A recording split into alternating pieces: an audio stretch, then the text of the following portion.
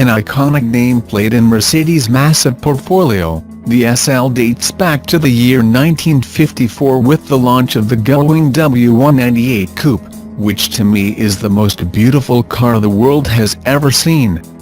The Roadster version followed 3 years later, and Mercedes celebrated its 60th anniversary earlier this week by taking a trip down to memory lane.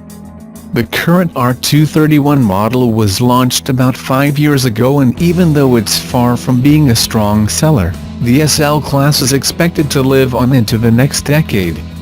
A new generation is currently in the works, and that's why we have decided to see into the future of the sport liked by speculatively rendering the all-new Gen with headlights derived from the AMG Vision Gran Turismo concept. Emphasis on the word speculatively, since it's not known at this point how the design of Mercedes' drip top will evolve in the model's next iteration. The all-new SL was spotted a couple of times last year while undergoing testing, but it was hiding underneath the body of shorter S-Class coupe in the S63 specification as seen below. 2019 Mercedes SL Spy Photo. 2019 Mercedes SL Spy Photo. The 7th generation will allegedly eschew the electrically folding hardtop and switch to a fabric roof like the R129, 1989–2002. If the rumors are going to pan out, the new SL is going to lose some weight as a result of adopting the new soft top, which should also free up additional trunk space thanks to the simpler roof mechanism. Since we've mentioned weight, most of the diet will actually come from the all-new underpinnings borrowed from the Mercedes-AMG GT. Indeed, the 2019 SL is expected to ride on same platform as the two-door GT coupes and convertibles, which will be joined before the end of the decade by a four-door sedan.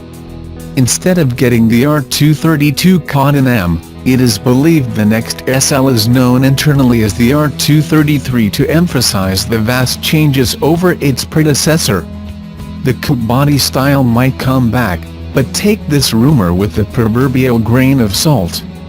As far as the engines are concerned, the silky smooth V12 will likely still later on in the SL65, since we simply can't imagine the Grand Tourer without it.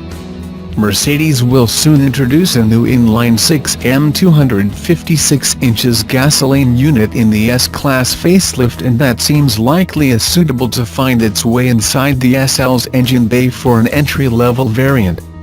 In the refreshed S-Class sedan, the new mill will develop in excess of 408 horsepower, 300 kilowatts, and 369 pound-feet, 500 newton-meters, of torque. Taking into account there aren't any spy shots of production-bodied prototypes yet, don't expect the new SL to come out in the near future.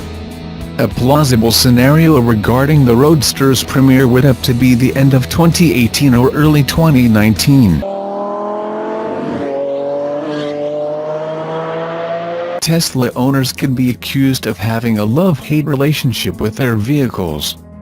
The maker's Models S and X have repeatedly been slammed for serious quality issues, yet owners retain a strong emotional bond to those battery electric vehicles, according to a new study by J.D. Power and Associates. But the question is whether those buying the next generation of Tesla products, starting with the Model 3 sedan set to go into production in July, will be nearly as forgiving. Moving into the mainstream carries significant risks, according to various analysts. Tesla owners see themselves as pioneers who enjoy being early adopters of new technology, said Kathleen Rizk, Director of Global Automotive Consulting at J.D. Power. Spending $100,000 or more on a vehicle that has so many problems usually would have a dramatically negative effect on sales and brand perception. Right now, though, Tesla seems immune from such disenchanted customers.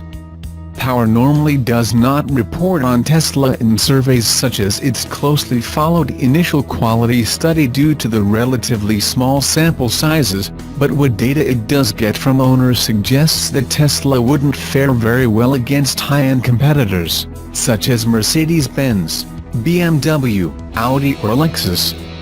and that's backed up by recent studies from Consumer Reports magazine. The influential publication took the Model S off its coveted recommended buy list in 2015 and nearly issued a warning against the battery electric sedan. CR was even more harsh last year when it repeatedly reported about a wide range of quality issues involving the newer Model X, problems including seemingly everything from electronics to paint to the electric SUV's unusual falcon wing doors.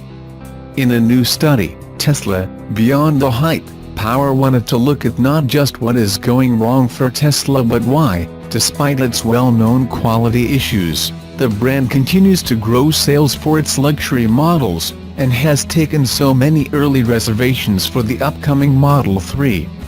Some have called it the cult of Elon, a reference to Tesla founder and CEO Elon Musk, a visionary entrepreneur who has built the brand as more than just an automotive manufacturer.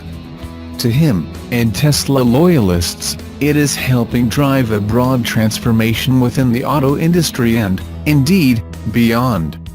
The company has been expanding its reach into battery backup systems and, with the acquisition of SolarCity, into alternative energy generation. That recently led the company to drop the word motors from its name. There have been some concerns that this almost cultish following could fracture as a result of Musk's decision to join the Economy Advisory Council formed by President Donald Trump.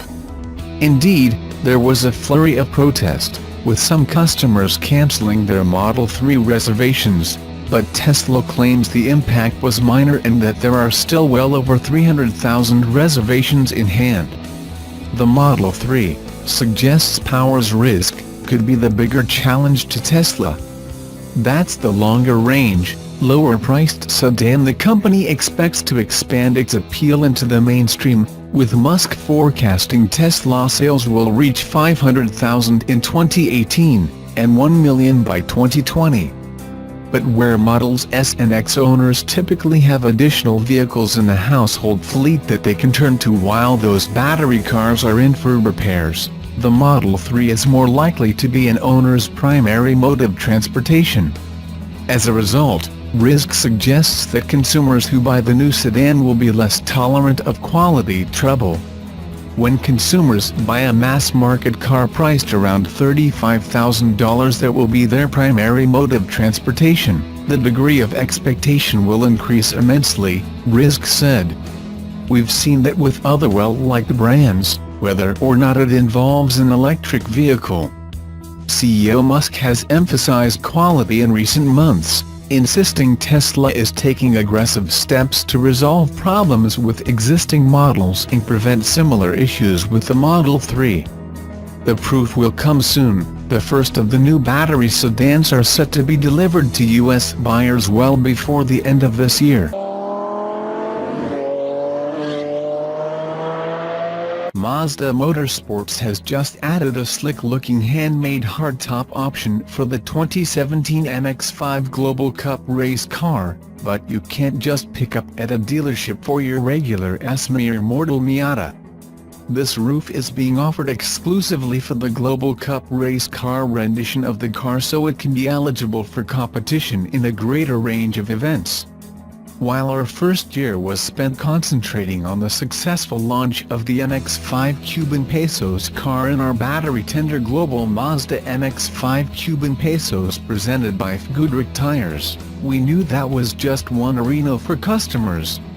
Now with an available hardtop, Mazda racers can compete in SCCA and NASA Club Racing and in the Pirelli World Challenge TCA class. Mazda Motorsports Business Development Manager David Cook said in a press release. The Global Cup Miata is designed to be a value-priced race car, relatively speaking, and a good starting point for drivers with substantial but maybe not factory team money to get into sports car racing. Mazda's representatives say over 130 of these things have been sold around the world. Normally they run topless, but the roof option will give the car more versatility and make racers who hate wine happy. As to why Mazda won't offer the roof for regular Miatas, company representative Jacob Brown explained to me that the fact that it's designed around a roll cage would make it suboptimal for fitment on the road.